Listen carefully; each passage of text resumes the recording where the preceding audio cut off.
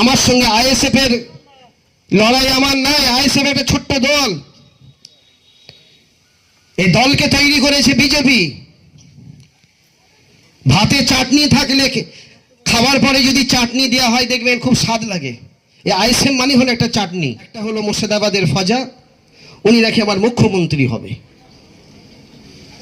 বুঝতে পারছেন? মুর্শিদাবাদের একটা ফজা, সে হেলিকপ্টার থেকে নেমে আগে একটা প্যান্ট গোটায়, এরকম করে প্যান্ট, নিজে প্যান্ট পরতে সেখানে, আবার সে মুখ্যমন্ত্রী হবে। এনাকে সাজিয়ে দিয়েছে তুমি মোল্লাদের ভোট কাটো, মুসলমানদের ভোট কাটো। বক্সটা দাও রে ভাই, বক্সটা দাও, তোলপাট করি। আপনাদের কাছে আমি শুধু একটাই কথা বলবো, ভোট আমরা চাইতে এসেছি, ভোটটা আপনারা কেন দিবেন? ভোটটা আপনারা এই জন্য দিবেন যে আপনার বাড়ির পাশে রাস্তাটা দিদি করেছেন, আপনার বাড়ির ভেতরে দুটো মহিলার লক্ষ্মী ভাণ্ডার দিয়েছেন, কন্যাশ্রী দিয়েছেন, রূপশ্রী দিয়েছেন, স্বাস্থ্যসাথী কার্ড দিয়েছেন। ৭৪টা প্রকল্প আপনার বাড়িতে একটা না একটা, দুটো না দুটো, চারটে না চারটে আছে। এই জন্য তো আপনারা বারবারই নাকি ভোট দিচ্ছেন। আজকের পশ্চিমবাংলার যে একটা মুখ্যমন্ত্রীকে আমরা পেয়েছি, তিনি মানব দরদী। ওনার কাছে হিন্দু না মুসলমান না খ্রিস্টান না পাঞ্জাবি, ওনার কাছে একটাই হলো মানব সেবা করতে হবে। তো তিনি সেইভাবে আমাদেরকে শিক্ষা দিয়েছেন, আমরা সেইভাবে সেই কাজগুলো করব। আজকের আপনাদের কাছে কাসেম সিদ্দিককে কেন পাঠিয়েছে?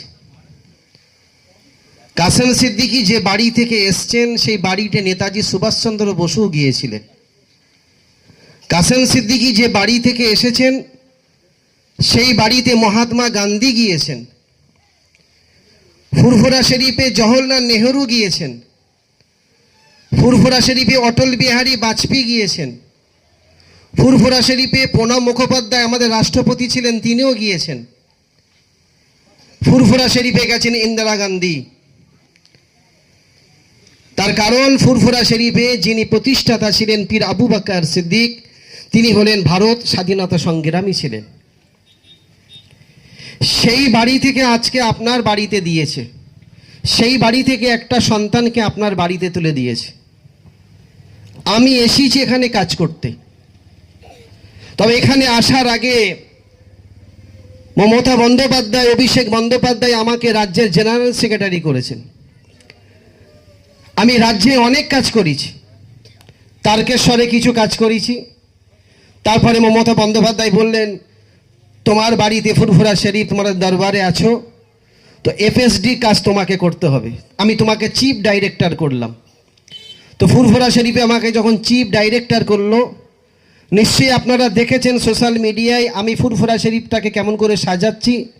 আর ফুরফুরা শরীফের পাশে আছে তারকেশ্বর, আমার হিন্দু ভাইদের তীর্থস্থান, সে তারকেশ্বরটাও আমি সাজাচ্ছি। ফুরফুরা শরীফে থেকে আজকের আমাকে দিয়েছে আপনাদের বাড়ির ছেলে হিসাবে। আপনারা দিদিকে দেখে আমাকে ভোট দিবেন। দিদিকে দেখেন, মমতা বন্দ্যোপাধ্যায়কে দেখেন, অভিষেক বন্দ্যোপাধ্যায়কে দেখে আমাকে ভোটটা দিন। আর আপনারা যদি আমাকে বিধানসভার গেটের কাছে পৌঁছে দেন, আমি কথা দিয়ে যাচ্ছি, আমি আমডাঙ্গাটাকে ইনশাল্লাহ সাজিয়ে দেব।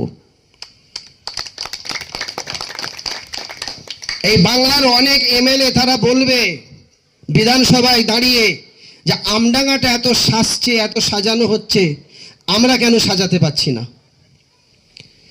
যেহেতু আমার এখানে চাওয়া পাওনা নাই, আমি এখানে এসেছি কাজ করতে, মানুষের সঙ্গে মিশে আমি কাজ করব। আমার কাছে একজন অঞ্চল সভাপতি যতটা আমার কাছে মূল্য, আর যারা ওই নিচেই বসে আছেন আমার কাছে ততটাই মূল্য। আমার কাছে প্রধান যতটা মূল্য, আম পাবলিক ততটা আমার কাছে মূল্য। আমি সমানভাবে আমি দেখব মানুষকে। যেহেতু আমি মনে করে নিয়েছি এটা আমার বাড়ি, এটা আমার ঘর, এটা আমার দেশ, এটা আমার জায়গা। ওই জন্য আমার বাড়ি থেকে আমি স্কুটি নিয়ে এসেছি, আমার নিজের স্কুটি, যেটা আমি চালাই। দরবার থেকে আমি নিয়ে এসেছি। সেই স্কুটি নিয়ে আমি কালকে দত্তপুকুর অনেক এলাকা ঘুরেছি। আমি এলাকায় আসবো, দেখবেন আমি স্কুটি নিয়ে ঘুরবো, কেন আমার এলাকা, আমার বাড়ি, আমার ঘর, আমাকে তো দেখতে হবে। আমাকে 5 বছর এইভাবে স্কুটি নিয়ে, গাড়ি নিয়ে ঘুরতে হবে। কার কি অসুবিধা, কার কি প্রবলেম, কে কি বলতে চাইছে আমাকে শুনতে হবে। আমি প্রধান সাহেবকে বলবো, আপনি যান, এলাকার মানুষের কি দাবি দাবা আছে আমাকে বলুন, আমি তার কথা শুনবো। অঞ্চল সভাপতিকে বলবো, মেম্বার সাহেবদেরকে বলবো যে তোমার মেম্বারে, তোমার বুথে কি কাজ আছে আমাকে বলো, আমাকে নিয়ে চলো, আমি দেখবো কাজ হচ্ছে না হয়নি, সেটাও কিন্তু আমি ইনকোয়ারি করবো। আমডাঙ্গায় অনেক কাজ হয়েছে, অনেক কাজ হয়েছে, অনেক কাজ হয়েছে, যেটা বাকি আছে আমি সম্পন্ন করব ইনশাল্লাহ, কথা দিয়ে যাচ্ছি। আর আমার হিন্দু ভাইদেরকে বলি, আপনাদের কাছে বারবার একটা কথা শুধু বলছে, হিন্দু হিন্দু হিন্দু হিন্দু এক হও, হিন্দু হিন্দু ভাই ভাই। আর ঈশ্বরচন্দ্র বিদ্যাসাগর বলেছিলেন না, হিন্দু মুসলমান তোমরা এক থাকো। রবীন্দ্রনাথ ঠাকুর তো বলেছিলেন না, হিন্দু মুসলমান দলিত আদিবাসী তোমরা এক জায়গায় থাকো।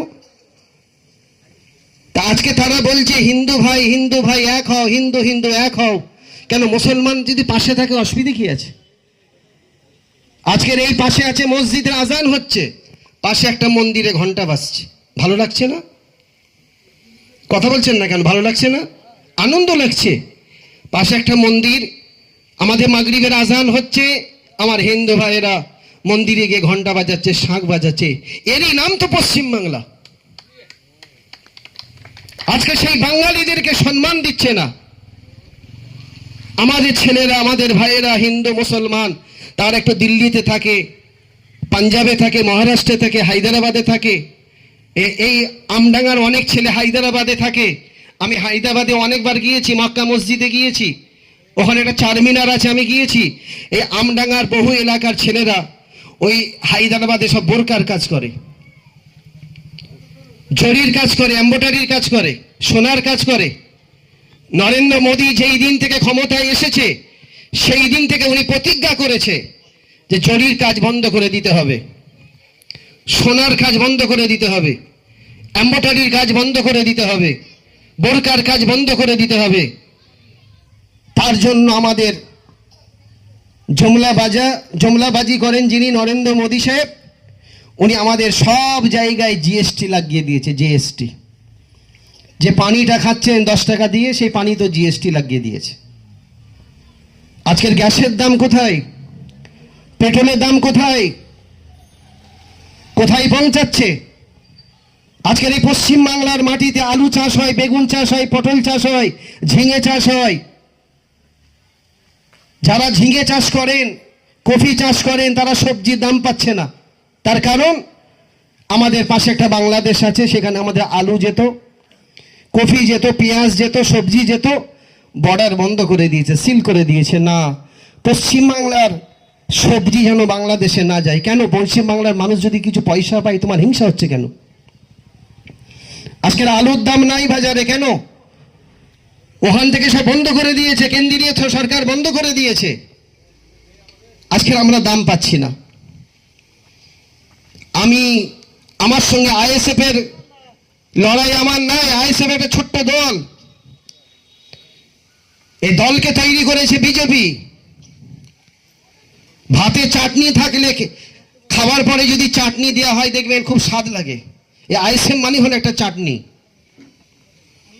বিজেপি দুজনকে তৈরি করেছে যে মুসলমানদের ভোট কাটতে হবে। আমরা যদি হিন্দু হিন্দু হিন্দু করি, তাহলে হয়তো আমাদের ভোটটা হিন্দুদের কাছ থেকে চলে আসবে, মুসলমানরা ভোট দেয় না। তো এদের ভোট কাটার জন্য দুজনকে দাঁড় করিয়ে দিয়েছে। একটা হলো মুর্শিদাবাদের ফজা, উনি নাকি আমার মুখ্যমন্ত্রী হবে। বুঝতে পারছেন? মুর্শিদাবাদের একটা ফজা, সে হেলিকপ্টার থেকে নেমে আগে একটা প্যান্ট গোটা এরকম করে প্যান্ট, নিচে প্যান্ট পরতে সেখানে, আবার সে মুখ্যমন্ত্রী হবে। এনাকে সাজিয়ে দিয়েছে, তুমি মোল্লাদের ভোট কাটো, মুসলমানদের ভোট কাটো। আর আমাদের বাড়ি থেকে একজনকে সাজিয়ে দিয়েছে, তুমি মুসলমানদের ভোট কাটো। পাশে একটা নন্দীগ্রাম আছে, পূর্ব মেদিনীপুর জেলার নন্দীগ্রাম, খুব হাইলাইট। সেই নন্দীগ্রামে আমাদের শুভেন্দু বাবু, আমাদের ভাইজানের আইএসএফ একজন লিডারকে দাঁড় করিয়ে একজন প্রার্থীকে দিয়েছে। ওনারা বলছে আমাদের সিপিএম আর আইএসএফ নিয়ে আমাদের জোট। তো সিপিএম আর আইএসএফ জোট, তার এই জোটটা দিয়েছে কোথায়? আমডাঙ্গাই। কিন্তু নন্দীগ্রামে জোট হয়নি, কেন? আমাদের শুভেন্দুবাবু বলে দিয়েছে তোমরা জোট করবে না, এখানে সিপিএম আলাদা প্রার্থী দেখ আর আইএসএফ যেন একটা আলাদা প্রার্থী দিক।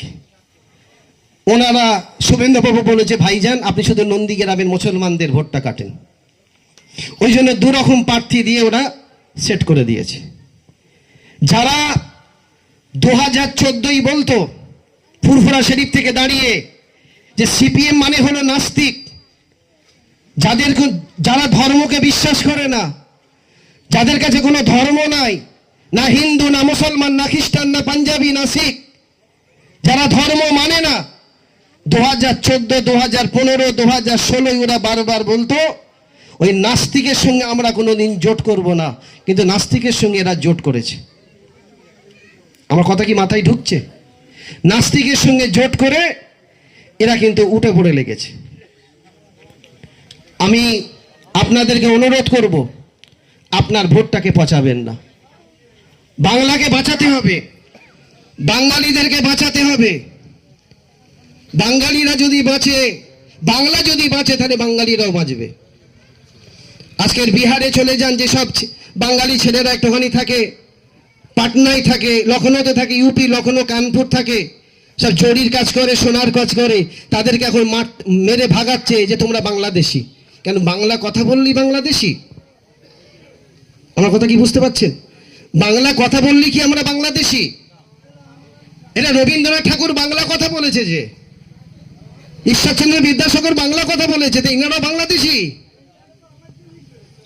যে বঙ্কিমচন্দ্র চট্টোপাধ্যায়কে আমরা স্নেহ করি, লিহাজ করি, তাকে সম্মান করি, আর আমাদের নরেন্দ্র মোদী বাবুজি বলছেন বঙ্কিমচন্দ্র দা, বঙ্কিম দা। যিনি আমার কবিকে সম্মান দিতে পারে না, পশ্চিমবাংলার কবিকে সম্মান দিতে পারে না, যিনি বলছেন বঙ্কিম দা, বঙ্কিম দা। কেন বঙ্কিমচন্দ্র চট্টোপাধ্যায় বলা যায় না? তোমার কত নম্বর দাদা? ও কথা কি বোঝা যাচ্ছে? আপনার কত নম্বর দাদা? সবাইকে দাদাগিরি দিয়ে আর দাদা বলা শুরু করেছেন। পশ্চিমবাংলায় কিন্তু এটা হবে না। আমি চাইবো আমার হিন্দু ভাইদের, যিনারা ধর্মগুরু আছেন, পণ্ডিতরা আছেন, আপনারাও মাঠে ময়দানে আসেন, আপনাদেরকে আসতে হবে। যারা খ্রিস্টানি পুরোহিত আছেন তারাও মাঠে ময়দানে আসেন। আমরা পশ্চিমবাংলা একসঙ্গে দাঁড়িয়ে আমরা পশ্চিমবাংলাকে বাঁচাতে হবে। বন্ধুগণ, আমি আপনাদের একটাই কথা বলবো, যে পশ্চিমবাংলায় উন্নয়ন করবে তার পক্ষে আপনাকে থাকতে হবে, তেনার পাশে থাকতে হবে। আজকের এসআইআর নিয়ে আপনাদের নাম বাদ দিয়েছে। আপনার বাড়িতে যদি একটা নাম বাদ যায়, ভাবতে হবে ওই নামটা কিন্তু বিজেপি যদি আসে, ওই নামটা কিন্তু আর উঠবে না। কেন? বিহারে যাদের এসআইআর এর নাম বাদ দিয়ে গেছে, তাদের নাম এখনো 11 মাস হচ্ছে নাম ওঠেনি। খবর নিয়ে দেখেন, বিহারে আধার কার্ড বন্ধ করে দিয়েছে, তাদের ভোটার কার্ড বন্ধ করে দিয়েছে, ব্যাংকের বই সিজ করে দিয়েছে, লক্ষ লক্ষ টাকা তারা ব্যাংক থেকে তুলে নিয়েছে। আজকে তারা মাথায় মারছে। বলেছিল পশ্চিমবাংলায় 1 লক্ষ রোহিঙ্গা আছে, রোহিঙ্গা বের করতে হবে। 1 কোটি রোহিঙ্গা আছে, রোহিঙ্গা বের করতে হবে। রোহিঙ্গা পেল না, তারপরে বললো 1 কোটি বাংলাদেশি আছে, বের করতে হবে। পেল না, তারপরে দেখলো না এসআইআর করতে হবে। হ্যাঁ, এসআইআর করতে হবে। একজন কলেজের প্রফেসর, একজন ডক্টর লন্ডনে থাকে, তাকে ডেকে নিয়ে আসা হচ্ছে। বাড়িতে তার ফ্যামিলি ফোন করে বলছে তুমি লন্ডনে থাকো, চলে এসো। বলে কেন? তোমার নাম নাকি বাদ গেছে। বলে হ্যাঁ, আমি এখানে মাধ্যমিক পাস করেছি, উচ্চ মাধ্যমিক পাস করেছি, বিএ কমপ্লিট করেছি, এমএ কমপ্লিট করেছি, এমএসসি করেছি, বিএড করেছি। আমার বয়স এখন 60-65, আর এখন আমার নাম বাদ। ভাবার ব্যাপার। আপনার পূর্বপুরুষ এখানে আছেন, আপনার পূর্বপুরুষ এখানে, আপনার ছেলের নাম বাদ দিচ্ছে। আপনার কাছে পাসপোর্ট আছে, আপনি হজে যাবেন, পাসপোর্ট তৈরি করেছেন, যে পাসপোর্টে সব ডকুমেন্ট দিয়েছেন, সব ডকুমেন্ট, আপনার জন্ম সার্টিফিকেট থেকে শুরু করে আপনার মাধ্যমিকের অ্যাডমিট থেকে শুরু করে সব সার্টিফিকেট আপনি পাসপোর্ট করার সময় দিয়েছেন। আপনি দুবার হজে গেছেন, হজ করে এসেছেন, মক্কা শরীফ মদিনা শরীফে গিয়ে এখন বাড়িতে এসে শুনছেন আপনারও এসআইআর নাম বাদ। তাহলে পশ্চিমবাংলা এটা প্রমাণ করতে চাইছে ওরা যে আধার কার্ডের কোনো মূল্য নেই, ভোটার কার্ডের কোনো মূল্য নেই, পাসপোর্টের কোনো মূল্য নেই, আমাদের কথাটা মূল্য। তাই আপনাদের হাত ধরে বলবো 29 তারিখে আপনারা জোড়া ফুলে ভোট দিন। আমি এসেছি এখানে সাজাতে, একটু আমাকে সাজাবার সুযোগ দিন। আমি যে কথাগুলো দিয়েছি আপনারা সোশ্যাল মিডিয়ায় শুনেছেন, অবশ্যই সে কথাটা আমি রাখবো ইনশাল্লাহ, কথা দিয়ে যাচ্ছি। আর হিন্দু ভাইদের বলবো আপনাদের বাড়িতে সব গেছে, আমরা একসঙ্গে আছি, আমরা একসঙ্গে থাকবো।